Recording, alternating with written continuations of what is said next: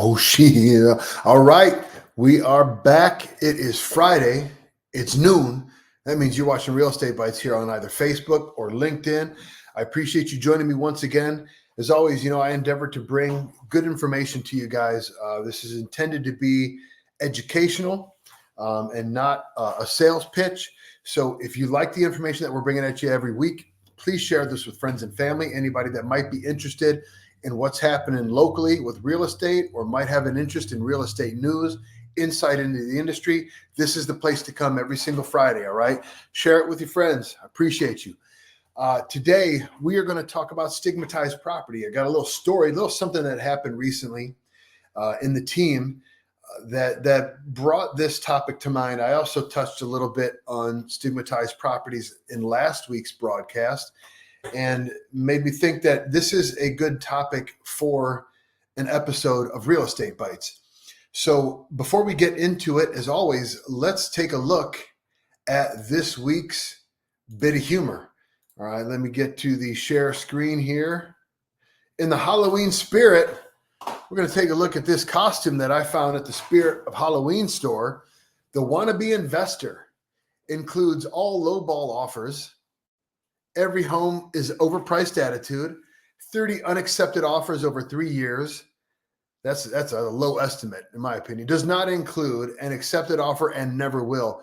I got to tell you guys, I saw this guy walking around last night, but this costume, it's not just for Halloween. I've dealt with a number of people who live in this costume, and they taught me some real good lessons, especially early on. They take a look at this fella. He's balling, right? I mean, he's got the wad of cash.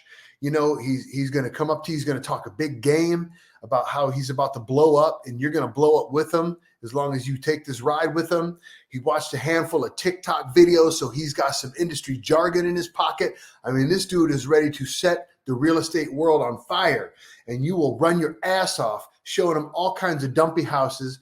It doesn't take a lot of time to figure out he really doesn't know what he's doing.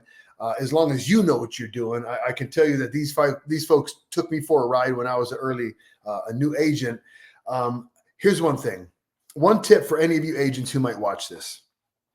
If you're dealing with somebody and you want to try to figure out whether or not they're legit and they're for real as an investor, ask them what they want, what kind of investment properties they're into. And if they give you this answer, we want to see everything, we're open to everything, they're not for real. That tells me that they don't know what they're doing.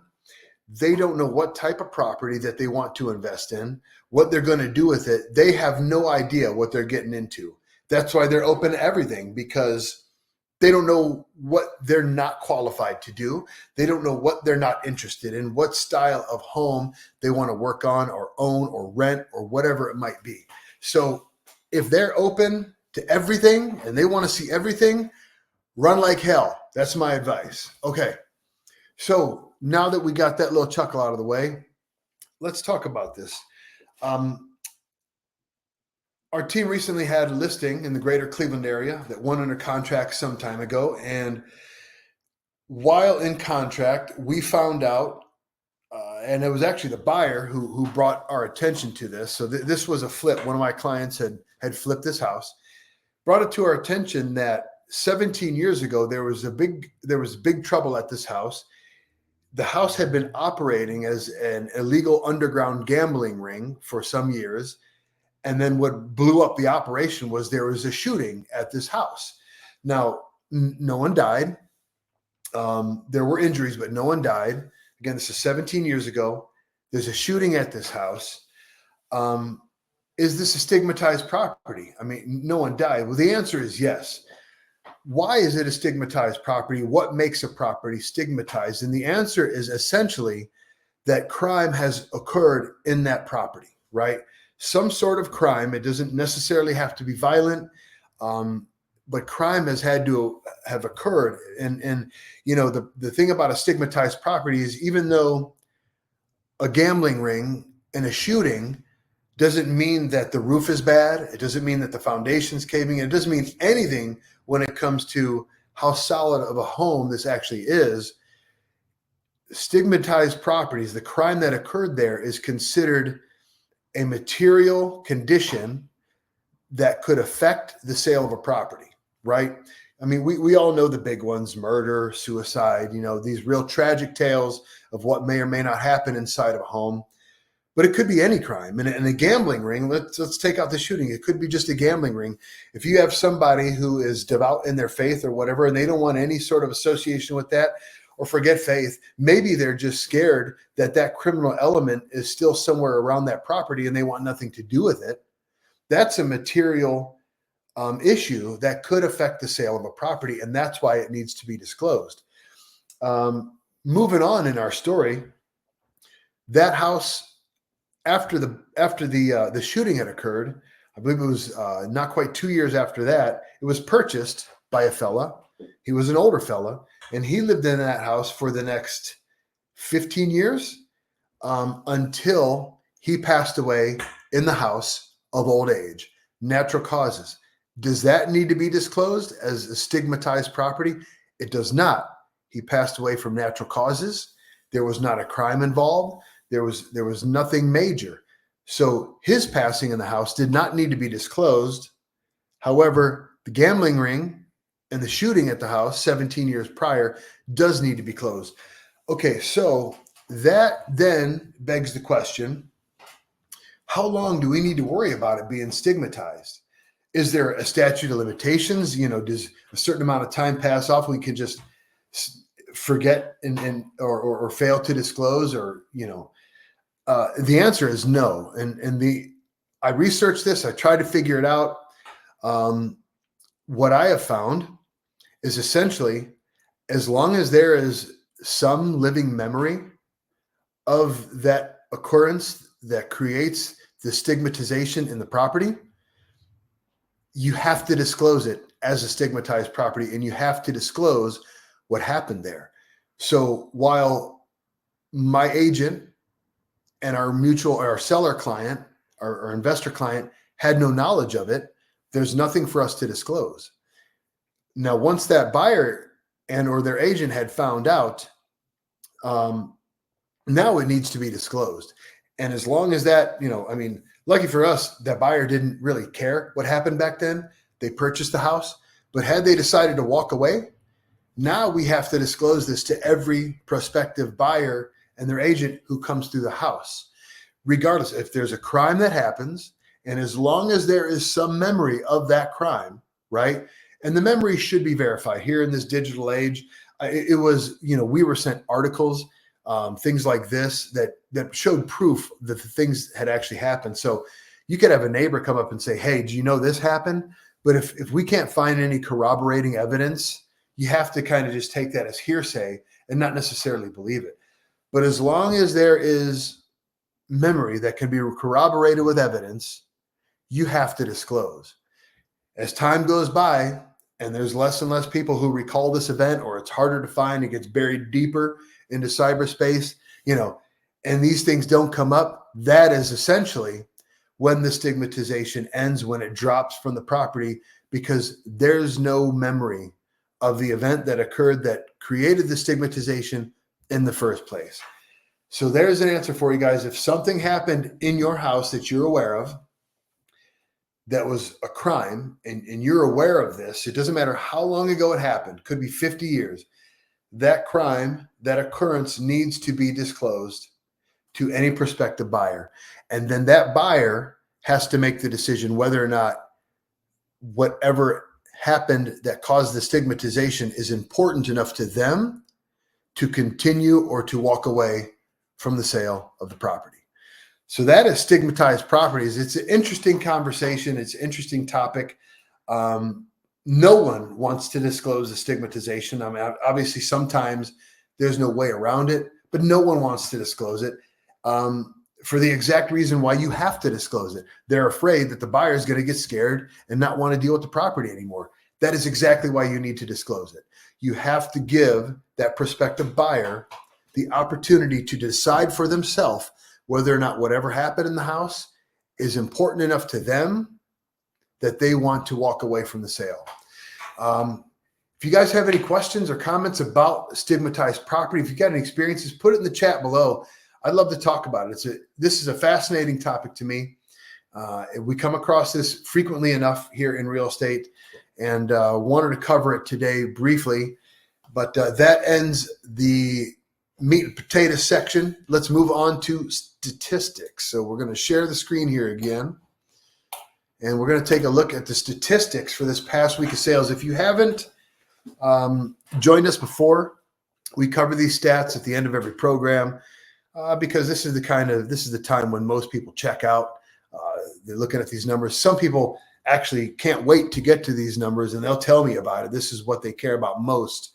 But I pull these numbers from the MLS. This is for Lorain County, Ohio, and only Lorain County.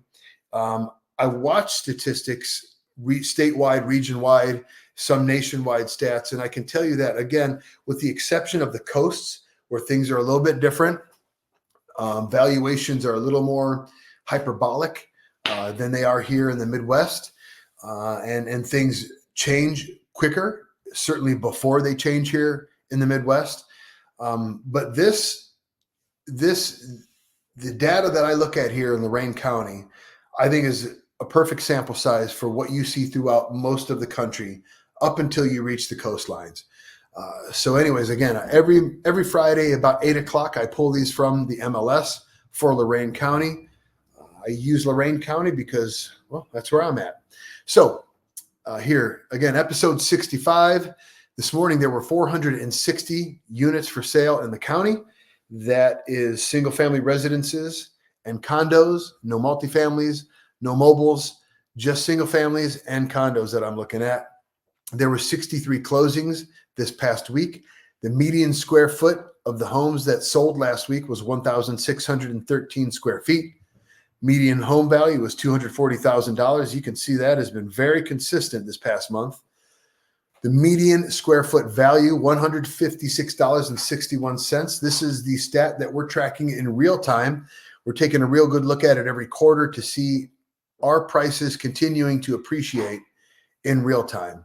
When we looked at it over here on the 4th, when Q3 ended, we looked at a graph. We saw that prices continue to appreciate ever so slightly.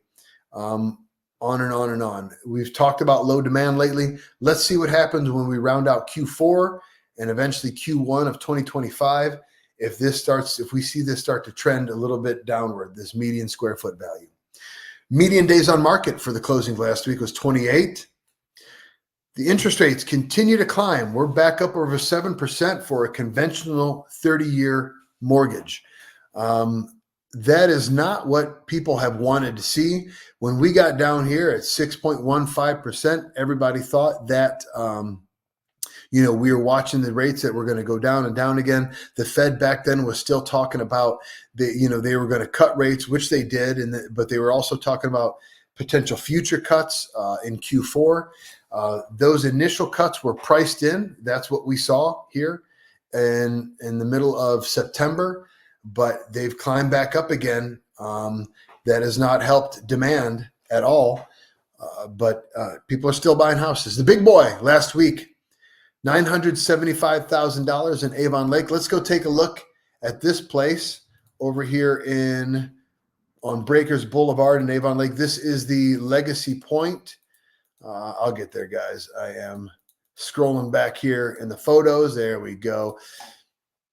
This is the Legacy Point neighborhood. This neighborhood has shown up a handful of times here when we look at the big sales of the past week.